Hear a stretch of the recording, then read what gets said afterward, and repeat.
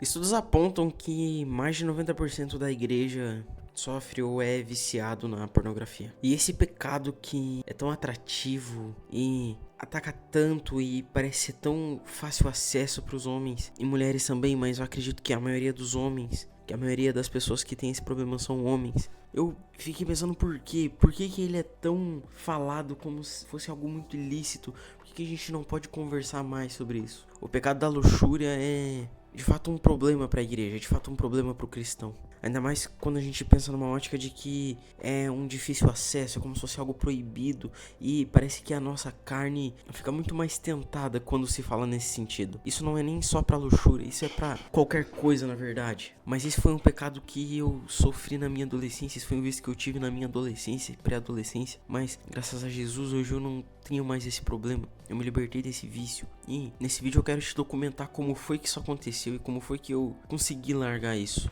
Qual foi a estratégia, qual foi os meios que eu usei. Meu nome é Nicolas, eu tenho 20 anos, eu sou cristão e sou liberto da pornografia. Antes de tudo eu queria te falar que, independente do método ou do conteúdo que você tenha obtido através desse vídeo, ou a estratégia, enfim, eu quero te dizer que esse desejo nunca some.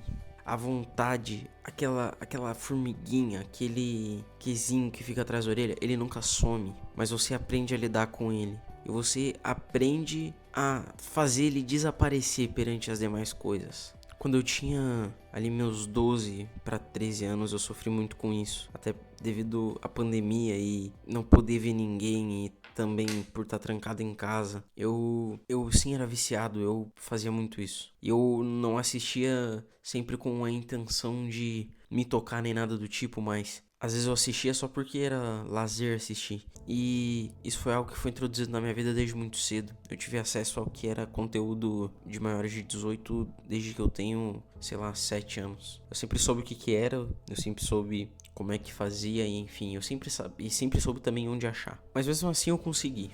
E a glória por eu ter conseguido não se deve ao fato da minha única e exclusiva dedicação. Eu preciso dar os méritos religiosos a isso. Eu sou cristão, é uma Cristo, eu sou discípulo, sirvo no corpo, sirvo no reino e enfim. E o meio que eu utilizei não foi como muitas pessoas falam, você tem que ocupar mais a sua cabeça porque a mente vazia é a oficina do diabo. Realmente isso é um fato, mas isso não é sustentável. Eu já cheguei a dormir de cinto, de calça mais desconfortável para ver se algo resolvia, mas não resolve. E o que eu quero dizer? Não há nada que você possa tomar como uma estratégia que vai ser milagrosamente resolvedora. De fato, o que fez eu tomar nojo dessa situação e desse vício é quando eu comecei a compreender que aquilo ali não tinha muito a ver comigo, mas quando eu assistia, eu tava ajudando, eu tava levantando uma pauta, eu tava apoiando uma causa que nenhum cristão deveria nem sequer chegar perto.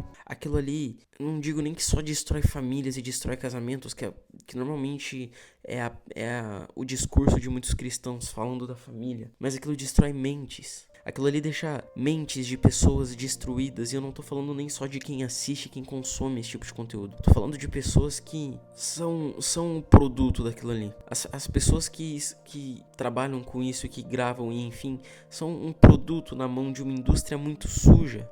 E quando eu comecei a entender também que essa indústria suja e podre afeta também crianças, e através dessa indústria da mente de pessoas podres, crianças estavam sofrendo com isso, com pedofilia e enfim.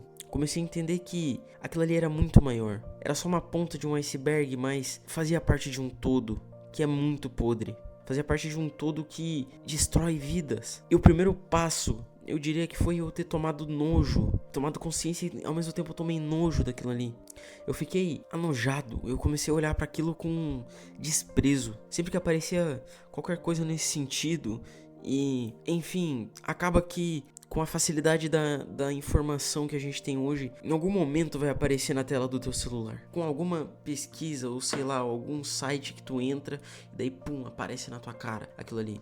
E eu comecei a tomar nojo daquilo. Eu comecei a me enojar não só da situação de quem é viciada, não só da minha situação como alguém que assistia, mas sim daquela situação como um todo. Essa indústria que mata pessoas, essa indústria que acaba com vidas, que acaba com famílias, que acaba com infâncias. Eu não posso fazer parte disso. E quando eu assisto esse tipo de conteúdo, eu me torno parte daquilo. Então eu comecei a tomar nojo daquilo. E esse foi um grande primeiro passo que eu dei. Eu entender que, como cristão, não tem cabimento eu apoiar esse tipo de coisa. Não tem cabimento eu assistir e achar que, tudo bem, é normal, é tudo certo, pelo menos eu não tô fazendo mal pra ninguém. Não, eu tô fazendo muito mal e pra muita gente. E quando eu assisto e me agrado, e quando aquilo ali vira um hábito, aquilo ali vira um conteúdo pra mim, algo que eu consumo, eu tô apoiando, eu tô ficando feliz com a situação daquelas pessoas. Porque a situação em que elas estão, de estarem gravando aquilo, é favorável pra mim. Pra mim é agradável. E como é que posso eu, um cristão, uma pessoa que tem um papel de fazer discípulos, de pregar o evangelho, de espalhar a mensagem de que o reino de Deus está vindo, como eu posso dizer que eu tenho amor por almas, se eu concordo com a situação, se eu apoio a situação em que aquelas pessoas estão? Eu comecei a refletir sobre isso e eu vi que também não tinha cabimento. Aquilo ali não podia nem ser assunto pra mim. A gente deve levantar pauta assim indo contra, mas eu já me deparei várias vezes em ambiente escolar, em ambiente de trabalho, pessoas zoando, pessoa brincando com aquilo, pessoa, enfim, desdenhando, como se aquilo ali fosse algo a ser normalizado. E hoje é muito normalizado, mas a gente tem que ter piedade, a gente tem que ter misericórdia, a gente tem que ter dó dessas pessoas e não apoiar a situação em que elas mesmas se colocaram. Tá, mas o que enfim fez com que eu largasse? Fez com que eu... não, isso aqui eu não posso fazer. Como é que eu vou me controlar? Como eu disse, eu sou cristão e eu precisei de um método. Eu comecei a tomar consciência do seguinte: se eu creio que Jesus, que Deus, ele é onipresente, se eu creio que eu tenho o Espírito Santo dentro de mim e tudo que eu vejo logo ele está vendo, eu comecei a pensar e a refletir, e sempre que me dava qualquer tipo de vontade, ou quando eu chegava muito perto, eu criei a seguinte reflexão de que, imagina que Jesus está aí. Tá, mas como assim imagina? Se Jesus tá aqui mesmo, pô, Jesus tá dentro de mim. Não, imagina que, sei lá, o ator de The Chosen, o Jesus lá da série, ele tá aqui do teu lado, ele tá olhando pra ti, pro que tu tá fazendo. Tu continuaria fazendo o que tu tá fazendo? É uma estratégia muito, parece até besta, mas me ajudou. Outra coisa que ajuda muito: evite músicas que você escutaria naquele momento. Evite músicas que tenham um ritmo que condizem com aquele momento. Evite músicas que tenham letras, né? Aqueles funks que apoiam, sei lá, job, uso de drogas e enfim, e OnlyFans e sei lá. Mas esse tipo de conteúdo te influencia, muda tua mente mais do que tu imagina. Somado a isso, evite conversar sobre isso. Talvez na hora que tu tá conversando, tu até pense, tá, mas eu vou chegar em casa, não vai acontecer nada, vou ficar de boa. Mas quando tu tiver, sei lá, 00:30, 1h da manhã, mexendo no teu celular, sozinho no teu quarto escuro, desculpa, é muito difícil que você tenha autocontrole. Porque ao longo do teu dia você foi minando, você foi preenchendo aquilo ali. Então a tua mente vai pender para aquilo ali. Por isso mesmo que a Bíblia recomenda, e o apóstolo Paulo é muito claro quando ele fala: tudo aquilo que é bom, tudo aquilo que é agradável, tudo aquilo que é digno de honra, que seja isso que ocupe o vosso coração, seja isso que ocupe o vosso pensamento, na verdade, né? Porque isso vai te ajudar a sair dessa, isso vai te ajudar a não chegar lá, isso vai te ajudar. Sim, de fato, só de você ter vontade você já pecou, mas quando você se dá legalidade de ir até o final, você se afunda cada vez mais, porque não há nada que você possa fazer que vai afastar o amor de Deus de você, mas você se afasta de Deus quando você peca. Outro conselho que eu daria é: tente criar uma constância em leitura da palavra. Eu sou uma pessoa que, por trabalhar com meio digital, eu sempre passei muito tempo em tela, sempre passo muito tempo em rede social, YouTube, enfim. Mas muitas coisas mudaram na minha vida quando eu comecei a substituir o tempo que eu passava em redes sociais e enchendo minha mente de dopamina pela leitura. De fato, é poderosa pra mudar a tua vida. E você tem que orar pedindo pra que isso se torne um vício pra você, que a leitura da palavra se torne um vício pra ti. Esses são os conselhos menos óbvios que eu consigo pensar, mas um conselho que eu te daria, e eu posso estar sendo hipócrita, porque não foi o meu caso, mas é o caso de pessoas que eu conheço e que eu já ajudei. Fale com alguém, converse sobre isso, troca uma ideia com alguém, de preferência cristão, sobre isso. É muito bom que você tenha uma rede de apoio. E eu não falo isso porque eu considero essa indústria, a pornografia, nossa, o maior dos pecados, porque eu acho que recebe um pódio que não deveria receber. Mas socialmente é uma indústria muito podre, então você não pode cooperar com isso. Você não pode ajudar com isso. Toma consciência dos teus erros. Começa a analisar quais são os gatilhos que te fazem chegar lá. Se quando você olha determinado filme, você vê determinada cor de cabelo,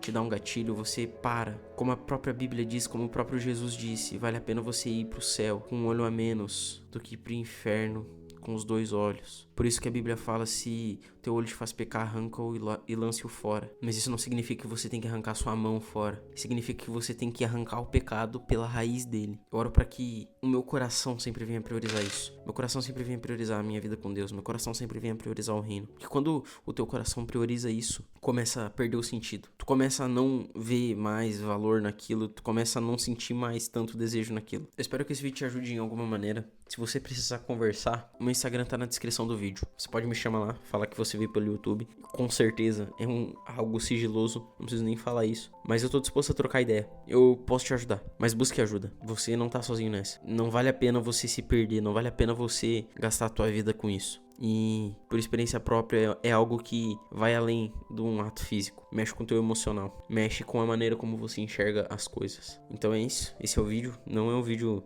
muito leve de digerir. Eu acredito que é um vídeo que está, de certa forma, bem incompleto. Gostaria eu de fazer um vídeo de, sei lá, 1 hora falando sobre esse assunto, porque eu acho que é um assunto muito importante de ser falado.